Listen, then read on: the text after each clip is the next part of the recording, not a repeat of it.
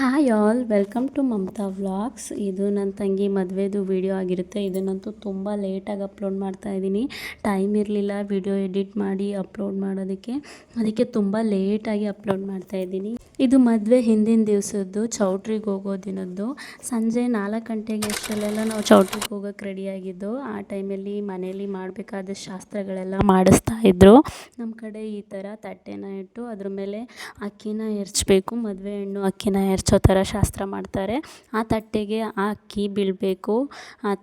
ಮಾಡಿಸಿ next ಚೌಟ್ರಿಗೆ ಹೋಗೋಕ್ಕೆಲ್ಲ ready ಆಯ್ತಾ ಇದ್ದು. ಎಲ್ಲರೂ ಒಂದೇ ಕಾರಲ್ಲಿ ಹೋಗೋಕ್ಕಾಗಲ್ಲ ಅಂತ ಸ್ವಲ್ಪ ಜನ ಕಾರಲ್ಲಿ, ಮದುವೆ ಹೆಣ್ಣು ಮಾತ್ರ ಕಾರಲ್ಲಿ ಹೋಗಿ ಇನ್ನೊಂದು ಸ್ವಲ್ಪ ಜನ ಗಾಡೀಲಿ ಬರ್ತಾಯಿದ್ರು. ಜೊತೆಗೆ ಬರ್ತಾ ದೇವಸ್ಥಾನಗಳಲ್ಲೆಲ್ಲ ಪೂಜೆ ಮಾಡಿ, ನಮ್ಮ ಊರಿನ ದೇವಸ್ಥಾನದಲ್ಲೆಲ್ಲ ಪೂಜೆ ಮಾಡಿ. ಚೌಟ್ರಿ ಏನು ತುಂಬ ದೂರದಲ್ಲಿ ಇರಲಿಲ್ಲ, ನಮ್ಮೂರಿಂದ 20-30 ಕಿಲೋಮೀಟ್ರ್ ಅಷ್ಟೇ ಇದ್ದಿದ್ದು. ಅಲ್ಲಿಂದ ನಾವು ಚೌಟ್ರಿಗೆ ಹೋದ್ಮೇಲೆ ಅಲ್ಲಿ ಎಲ್ಲ ಕೆಲಸಗಳನ್ನ ಮುಗಿಸ್ಕೊಂಡು ಅವಳಿಗೆ ರಿಸೆಪ್ಷನ್ಗೆ ಅಂತ ರೆಡಿ ಮಾಡ್ತಾಯಿದ್ದೋ. ನಾನು ವೀಡಿಯೋ ಮಾಡೋಕ್ಕೆ ಬೇರೆಯವ್ರ ಕೈಲಿ ಕೊಟ್ಟಿದ್ದರಿಂದ ಎಲ್ಲ ವೀಡಿಯೋನು ಬೇರೆಯವರೇ ಮಾಡಿದ್ದು. ಅಂದರೆ ನಮ್ಮ ಅತ್ತೆ ಮಕ್ಕಳು, ಚಿಕ್ಕಮ್ಮನ ಮಕ್ಕಳೇ ವೀಡಿಯೋ ಮಾಡಿದ್ದು.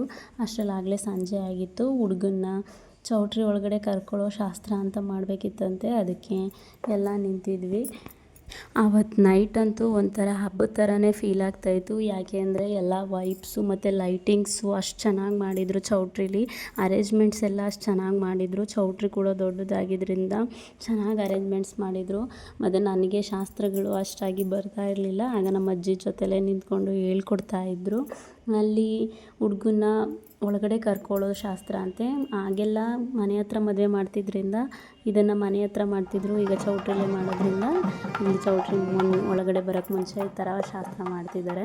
ಆಮೇಲೆ ಅವರು ಶಾಸ್ತ್ರ ಮಾಡಿ ಒಳಗಡೆ ಹೋಗ್ಬೋದು. ನಾವು ನಮ್ಮ ಚಿಕ್ಕಮ್ಮ, ನಮ್ಮ ಚಿಕ್ಕಮ್ಮನ ಮಗಳು ನಾವುಗಳೇ ಇದ್ದಿದ್ದು. ನೈಟು ಬೇಗ ಯಾರೂ ಚೌಟ್ರಿಗೆ ಬಂದಿರಲಿಲ್ಲ. ಹಾಗಾಗಿ ನಾವು ಇಷ್ಟು ಜನನೇ ಇದ್ದಿದ್ದು.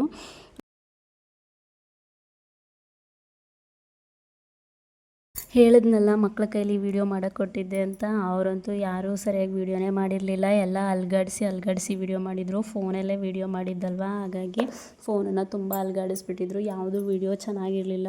ಅದರಲ್ಲೂ ಸೆಲೆಕ್ಟ್ ಮಾಡಿ ಕ್ಲಿಪ್ಪಿಂಗ್ಸ್ ಹುಡುಕಿ ಇದೊಂದು ಕ್ಲಿಪ್ಪಿಂಗ್ಸ್ಗಳನ್ನ ಆ್ಯಡ್ ಮಾಡಿದ್ದೀನಿ ಅಷ್ಟೇ.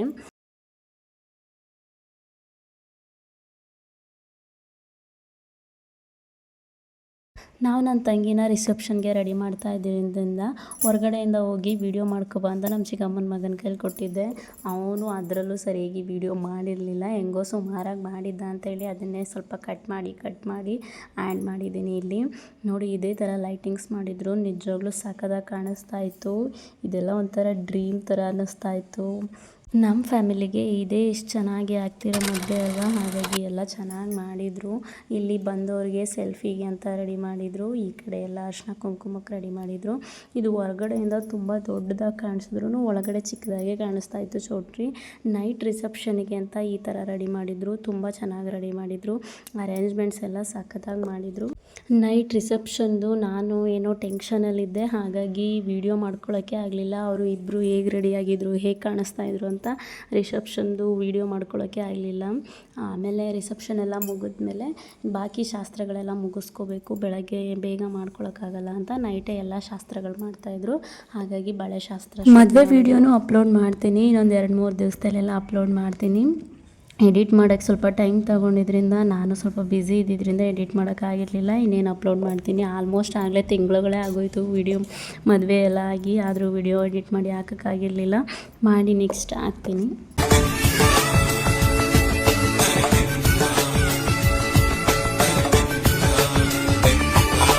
ವೀಡಿಯೋ ಮಾಡಬೇಕಾದ್ರೆ ಅವಳು ಮುಖ ಸೇರಿಸಿ ವೀಡಿಯೋ ಮಾಡಿಲ್ಲ. ಎಲ್ಲನೂ ಅರ್ಧದಿಂದ ವೀಡಿಯೋ ಮಾಡಿಬಿಟ್ಟಿದ್ದಾಳೆ. ಹಾಗಾಗಿ ಎಲ್ಲ ವೀಡಿಯೋದಲ್ಲೂ ಅರ್ಧನೇ ಕಾಣಿಸ್ತಾ ಇದೆ. ಎಲ್ಲೋ ಒಂದೊಂದು ವೀಡಿಯೋದಲ್ಲಿ ತುಂಬ ಚೆನ್ನಾಗಿ ಕಾಣಿಸ್ತಾ ಇದೆ. ಮತ್ತು ಎಲ್ಲರೂ ಕೂತಿದ್ವಿ ಬಳೆ ತೊಡಿಸ್ಕೊಳ್ಳೋಕ್ಕೆ ಅಂತ. ನಾನು ಕೂಡ ಬಳೆ ಕೈ ತುಂಬ ತೊಡಿಸ್ಕೋಬೇಕು ಅಂತ ಕೂತಿದ್ದೆ. ಮೊದಲು ಮದುವೆ ಹುಡುಗಿಗೆ ತೊಡಿಸೋದಲ್ವ, ಹಾಗಾಗಿ ಮೊದಲು ಮದುವೆ ಹುಡುಗಿಗೆ ತೊಡಿಸಿ ಆಮೇಲೆ ಬಾಕಿಯವ್ರಿಗೆ ತೋಡಿಸೋದು. ನಮ್ಮ ಕಡೆ ಎಲ್ಲ ಕಪ್ಪು ಬಳೆನೇ ಹಾಕೋದು. ಮದುವೆ ದಿನ ಅದನ್ನು ಬಿಚ್ಚೋ ಆಗಿಲ್ಲ, ಕಪ್ಪು ಬಳೆನೇ ಹಾಕಿ. ಹುಡುಗಿದಾದ್ಮೇಲೆ ಒಂದು 3-4 ಜನ ಬೇರೆಯವರು ತೋಡಿಸ್ಕೊಂಡ್ರು. ಅವ್ರದ್ದೆಲ್ಲ ಆದಮೇಲೆ ನಾನು ಕೂತ್ಕೊಂಡೆ. ನಾನು ಕೈ ತುಂಬ ತೋಡಿಸ್ಕೋಬೇಕು ಅಂತಲೇ ಕೂತಿದ್ದೆ. ಮತ್ತು ಮಧ್ಯದಲ್ಲಿ ಹಾಕಿರೋ ಬ್ಯಾಂಗಲ್ಸ್ನ ನಾನು ಆನ್ಲೈನಲ್ಲಿ ಆರ್ಡ್ರ್ ಮಾಡ್ಕೊಂಡು ತರಿಸ್ಕೊಂಡಿದ್ದೆ. ತುಂಬ ಚೆನ್ನಾಗಿ ಬಂದಿತ್ತು, ಕ್ವಾಲಿಟಿನೂ ಅಷ್ಟೇ ತುಂಬ ಚೆನ್ನಾಗಿದೆ. ಇದೇ ರೀತಿ ವೀಡಿಯೋನ ನೋಡ್ತಾ ಇರಿ. ನೆಕ್ಸ್ಟ್ ವೀಡಿಯೋನ ಅಪ್ಲೋಡ್ ಮಾಡ್ತೀನಿ, ಆದಷ್ಟು ಲಾಂಗ್ ವೀಡಿಯೋನ ಅಪ್ಲೋಡ್ ಮಾಡ್ತೀನಿ. ಪ್ಲೀಸ್ ಸಪೋರ್ಟ್ ಮಾಡಿ, ಲೈಕ್ ಮಾಡಿ, ಶೇರ್ ಮಾಡಿ, and thank you for watching.